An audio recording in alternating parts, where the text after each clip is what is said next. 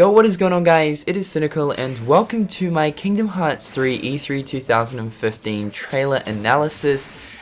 Basically I've been sort of hard at work trying to just sort of go through the trailer, watch it like multiple times, and obviously pick out all of the interesting things that I noticed during the trailer, because there are a ton of interesting things throughout the trailer.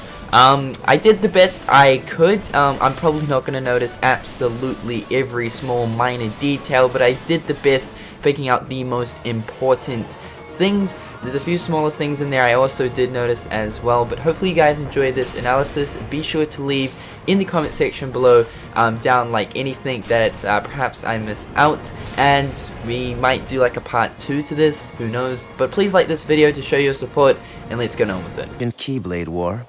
Yeah, the Master's favorite story. So, you know the Lost Masters. They're the ones who started the Keyblade War. Never heard of them. You can drop the facade. So the first scene we see is young Master Ericus and young Master Xehanort sitting in a room. I would presume that this room is located in the Land of Departure.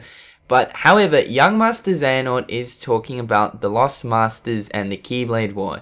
He also goes on to explain the fact that, of course, the Lost Masters were the ones that started the Keyblade War.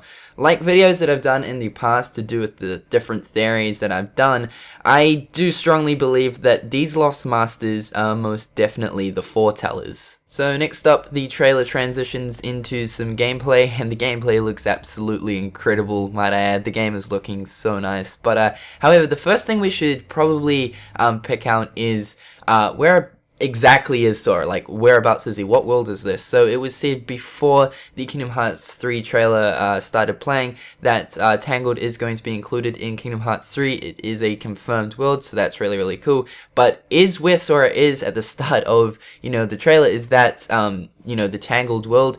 Well, I don't believe it is. I strongly believe that it is Olympus Coliseum, or somewhere, obviously in there, around Mount Olympus. The reason I believe that is if you look at all the sort of details located in this first area, you'll notice a lot of stuff sort of themed to like Roman and Greek sort of culture, and obviously that's back in the time of Hercules, so it sort of gives that away a lot. Also, later on in the trailer we do see Sora running up a massive as like rock face, and at the top is the Rock Titan. We know that the Rock Titan is an sort of villain or slash enemy in the Hercules series, and we also verse him in Kingdom Hearts 1. So I believe this first area is the Olympus Coliseum world.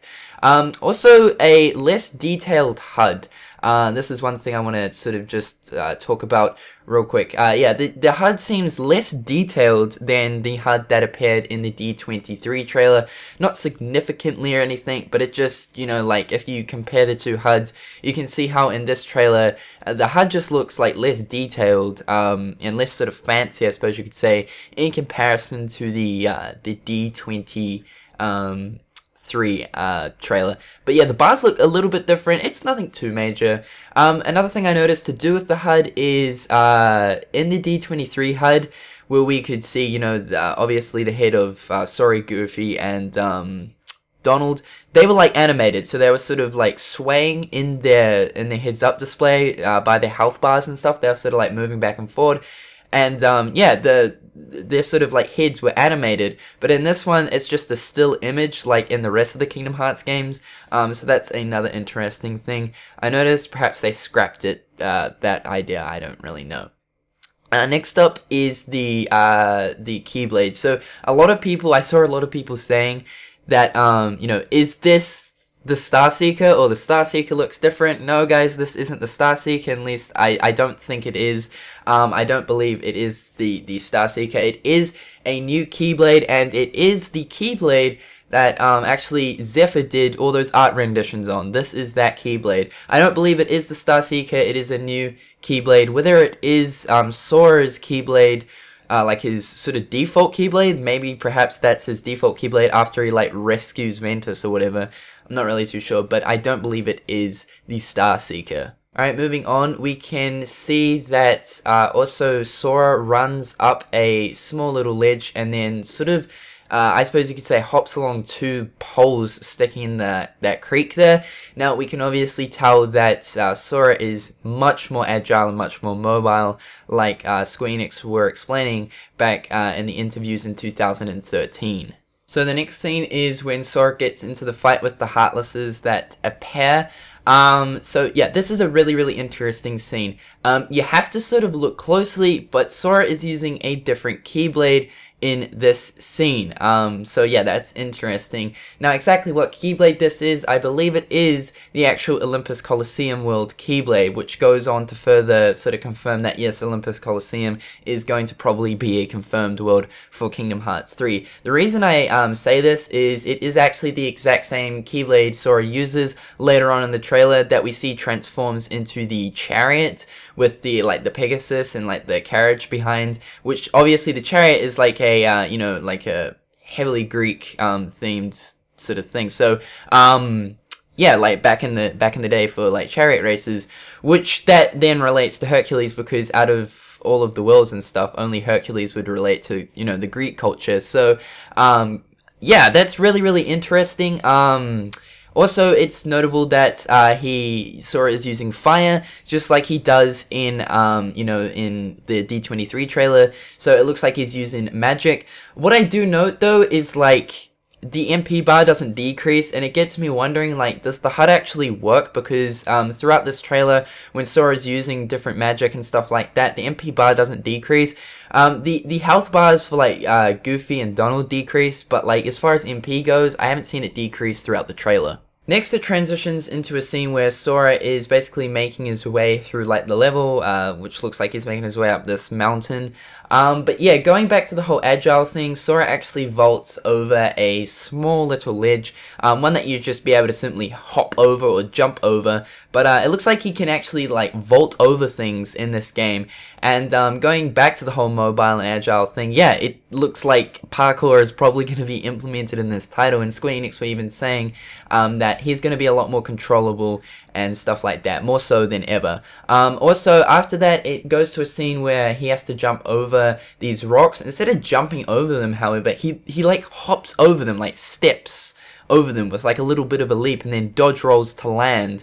So yeah, it's really interesting. Sora is looking like a damn ninja in Kingdom Hearts 3, man. Next, we see a scene where Sora is fighting a group of Heartless. Now, these Heartless are different. Instead, they look like soldier Heartless that have these small little wings, as well as this like helmet on. Now, going back to the whole Hercules world thing, this sort of, I suppose you could say, is more evidence towards the world being the Olympus Coliseum or the Hercules world.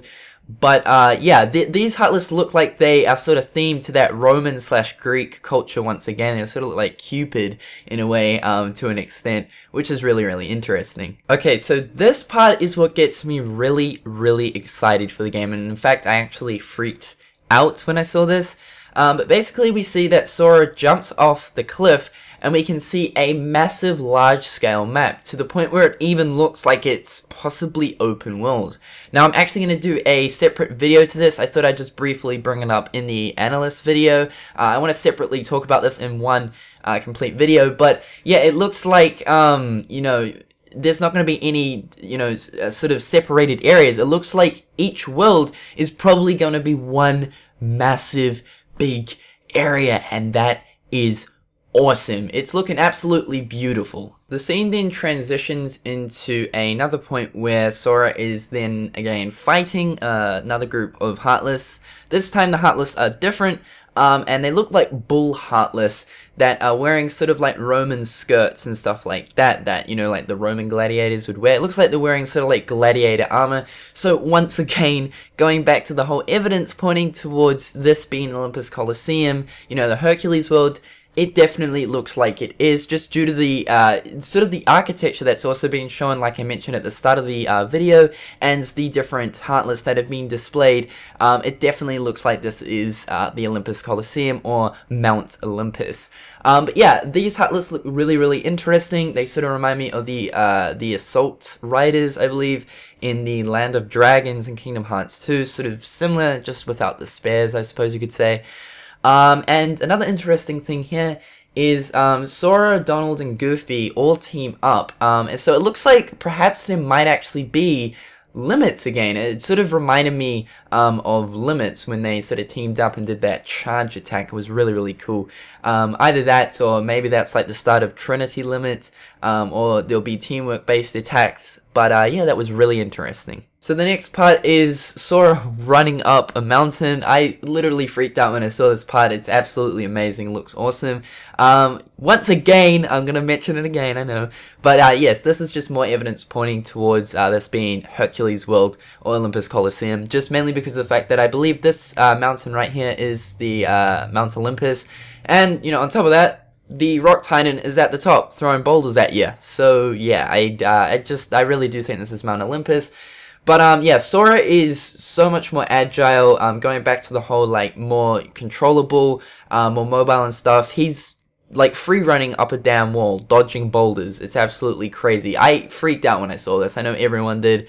But yeah, he is looking like a ninja in this title. I just can't wait to see how well this controls. Next up, we see Sora using flow motion to scale up the Rock Titan. So yeah, flow motion is coming back in Kingdom Hearts 3. I believe it's called Attraction Flow, but we'll refer to it as flow motion, as many people know what that is from Dream Drop Distance, obviously. But yeah, this is really cool. This is the first time we're seeing this flow motion being used in Kingdom Hearts 3. D23 didn't include it, so yeah, this trailer does, and it looks incredible. It looks amazing, especially because of the fact that you can like scale up bosses, like giant bosses with it.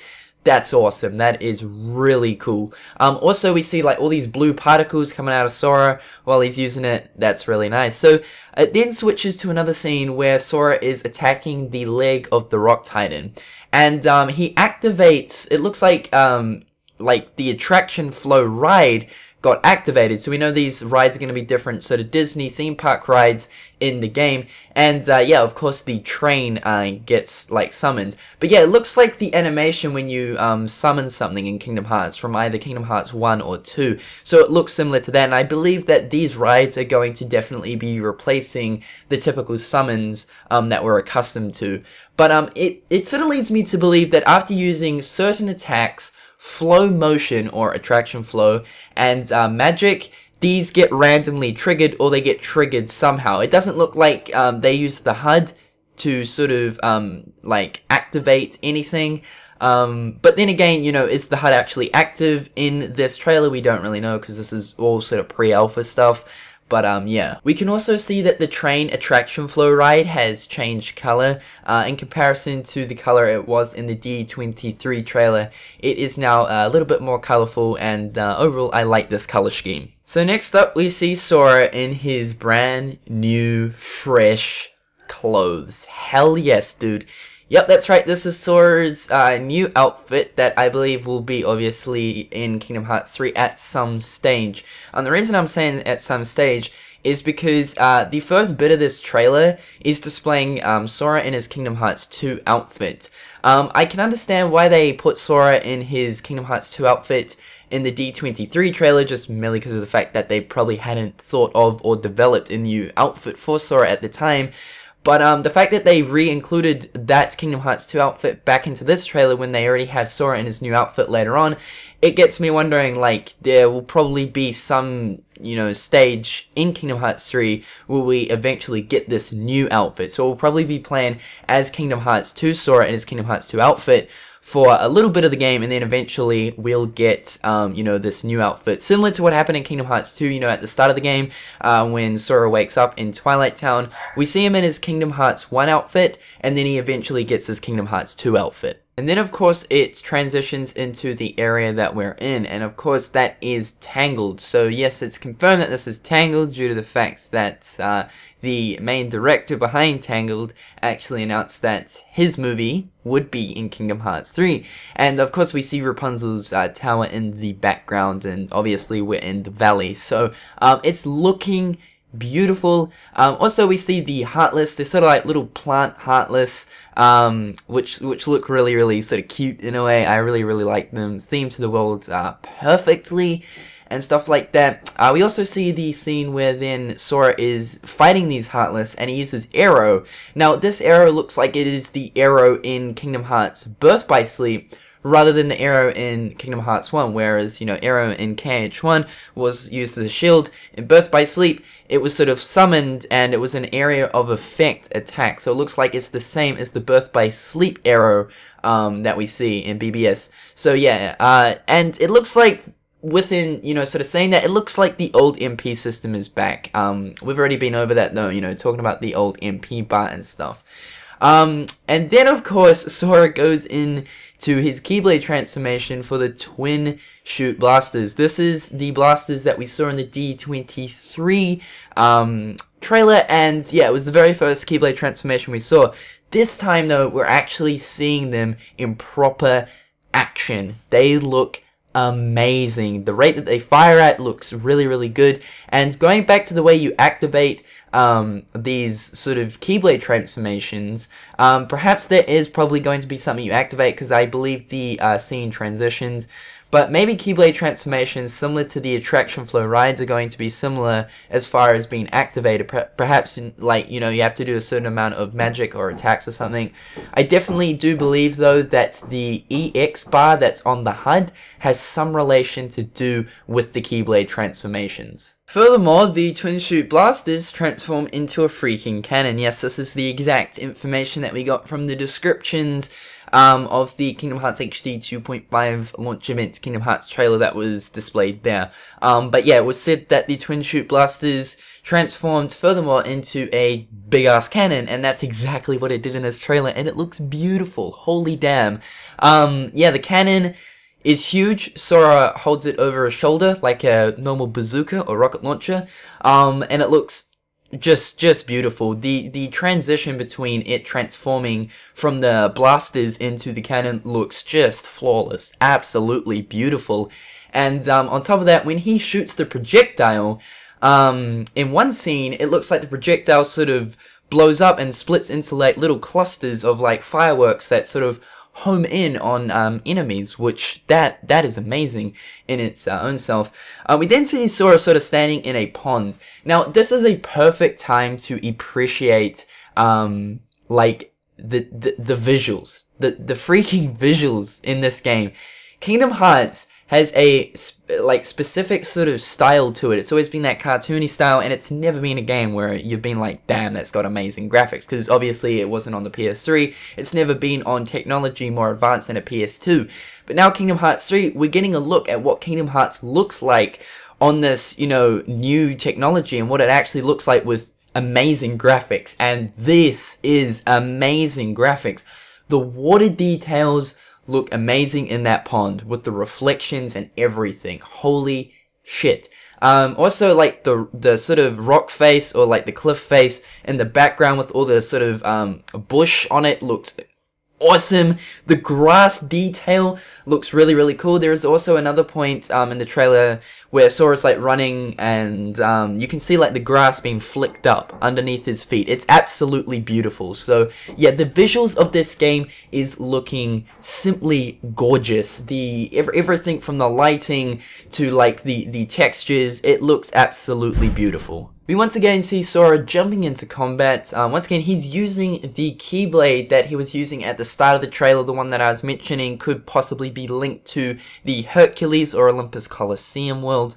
So yeah, it looks exactly the same. Also, he's using Aero again. Now what's interesting about this is when he was using Aero, the tip of his Keyblade was like glowing blue. So perhaps, you know, like when you use certain magic, maybe your Keyblade like glows at the end of the Keyblade, depending on like what it is. So if it was like fire, it'd glow or something like that. If it was blizzard, it would be like a darker blue. I don't know. Just little details like that would be really, really, really nice. Of course, he then goes on to summon the pirate ship. We saw this attraction flow ride in the D23 trailer. But once again, you know, it leads me to believe that after using a certain amount of attacks, magic or flow motion or something like that, it activates a certain attraction flow ride. Similar to that of Birth by Sleep. In Birth by Sleep, when you use a certain different combination of commands or abilities, it would activate a command style. So maybe it's sort of got a similar aspect to that, I hope. Also, the pirate ship is a different color this time around, so similar to the train, it has received a new sort of coloring in comparison to the pirate ship in the D23 trailer, which is really, really nice. We also see Sora sliding down a hill, and this is where I was mentioning where the grass comes up when he's sliding down the hill, which looks just, oh my god, beautiful. But yeah, it just leads me to believe that there's a lot more physics-based things like that, and the fact that they've added in a detail where you go down a hill, but instead of running down, you sort of slide down. I mean, that's awesome. That's really awesome. That is attention to detail right there. It then transitions into Twilight Town. So yes, we saw Twilight Town in this trailer, and it's looking so good. I mean, if you compare, you know, Twilight Town to the very first trailer we got back in E3 in 2013, and then you compare it to the D23 trailer, this just looks just, oh damn man, it looks awesome. It is just looking absolutely amazing. Really, from here on in, I don't know like how much more detail they could possibly add to Twilight Town, because in my opinion, it's really at its peak. But yeah, I was really, really surprised that we actually saw, you know, Twilight Town in here. We also see Sora engaging in combat once again against the familiar large body soldier and Shadow Heartless, so that's really, really cool. He was using Blizzard here, or some sort of ice magic, which was really nice. Also, what is interesting here is that he boosts or uses flow motion, and then sort of launches himself up into the air and uses the twin shoot blasters to sort of come down in a flurry of attacks using the twin shoot blasters. Possibly, you know, like, our Keyblade transformation is going to be involved in flow motion attacks as well. So yeah, that's another interesting thing to sort of take note, because with this flow motion that he uses before he engages into the, you know, the twin blasters sort of attack, he boosts along the ground, then sort of, I suppose you could say, vaults up or jumps up and then flips around and turns into this attack with the blasters. So I sort of believe that yes, these Keyblade transformations are probably going to be implemented some way with the flow motion of Kingdom Hearts 3. Next up, we see Sora using flow motion, and then he ends up attacking an enemy using flow motion. So yeah, it leads me to believe that, well, flow motion attacks are back, the basic ones anyway. But yeah, in Dream Drop Distance, there were flow motion attacks that you could activate while you were, you know, rebounding off walls and stuff. You could activate like a slamming attack and a spinning attack and stuff like that. And they were really, really useful for keeping yourself alive and being able to attack and sort of like keep yourself out of danger's way. So yeah, it looks like they're returning, but shortly after that we see Sora activating the Teacup. So yes, the Teacup Ride is in here. Now, we pretty much knew that the Teacups were bound to come into Kingdom Hearts 3. They are one of the most iconic, you know, Disney rides of all time. So, of course, they had to come into Kingdom Hearts 3. But they look really, really cool. It looks like you're able to team up with Donald and Goofy while using them, because Donald and Goofy get their own teacups as well. And you can sort of combine your attacks. It just looks like the teacup spins around and attacks any enemy in radius. Looks pretty deadly, though, and it looks beautiful. I've noticed that all of these rides have, like, neon-y sort of lights around them. Make them look real nice and glowy and shiny and bright and beautiful. So, really, really liking that. Then, of course, we see the Keyblade transforming into a chariot. Now, I'm pretty sure that this is a Keyblade transformation. I wouldn't say that this is an attraction flow ride, mainly because of the fact that we saw the actual Keyblade transform. Whereas when Sora's going to use a you know, a ride, he's sort of in like a summoning position, like in Kingdom Hearts 1 and 2 when you use summons, like I mentioned.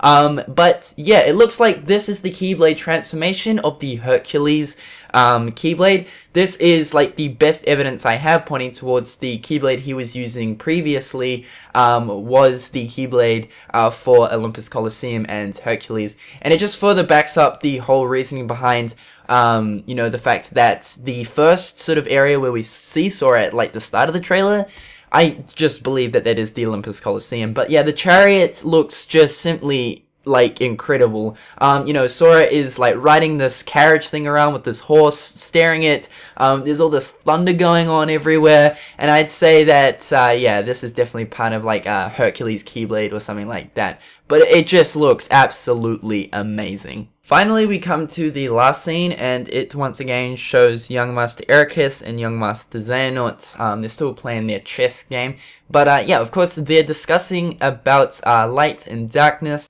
On that land shall darkness prevail and light expire.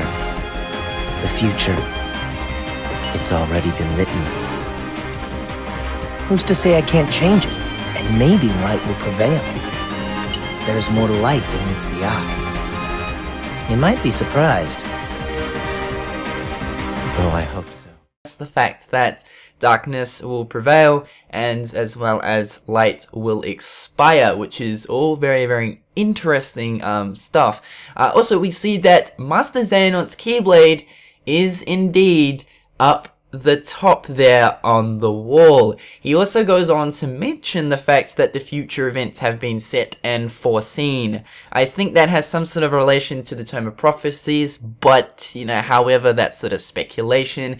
What does get me really interested, though, is the fact that, you know, why is that Keyblade up there? You know, is that perhaps their master's Keyblade? You know, is that their master's Keyblade? And perhaps, you know, Master Xehanort ended up inheriting it. So, you know, it gets me really, really excited. The fact that that was up on the wall. It's, maybe it was, you know, waiting to be passed down to Xehanort. We really, really don't know. Now, coming back to the chess game, I found a few things interesting about the chess pieces. The chess pieces, there's a few notable ones there. We got like, you know, some of the symbols on the chess pieces are interesting. We see the crown on Ericus is, you know, his set, which is the light set, and then Xehanort's is the dark set. But yes, Ericus, one of his pieces have a crown, one of them also has a star, another one has a Mark of Mastery symbol, or a heartless symbol. Looks like both of them fused together because the bottom looks a little bit different than usual. And then if we look at Xehanort's chess pieces, we can see the cog symbol, and that symbol is displayed for the symbol to represent Vanitas' lingering spirits in Birth by Sleep, which is like a secret boss in Birth by Sleep. I found that really, really cool. I suppose in some way that represents the darkness, which is cool. And I saw another piece which looks to be an X, and yeah, that's pretty much it though, guys. Yeah, so that's really my analysis of the trailer. Another thing I thought I'd mention, two sort of minor things. The first thing I thought I'd mention is Master Ericus. I don't know if it sounds like it to you guys, but to me personally, I feel like young Master Ericus definitely sounds similar to Sora, and perhaps, you know, Haley Joel Osment, maybe he is actually voicing young Master Ericus. I'm really not too sure. Whether that actually has anything in relation to do with actual story aspects, I don't know. But to me, he sounds very similar to Sora. And another thing is the Keyblade transformation meters, as well as the attraction flow ride meters, were not displayed. Like, there was no indication of them being used, other than the fact that, of course, they appeared on screen. But as far as the HUD, yeah, nothing popped up. Unlike the D23 trailer, we see that when Sora is using a Keyblade transformation or an attraction flow ride, there is sort of like a stylized command menu down the bottom left to represent, you know, what he's using. So yeah, that sort of got me a little bit sort of worried or slash thinking, I don't really know.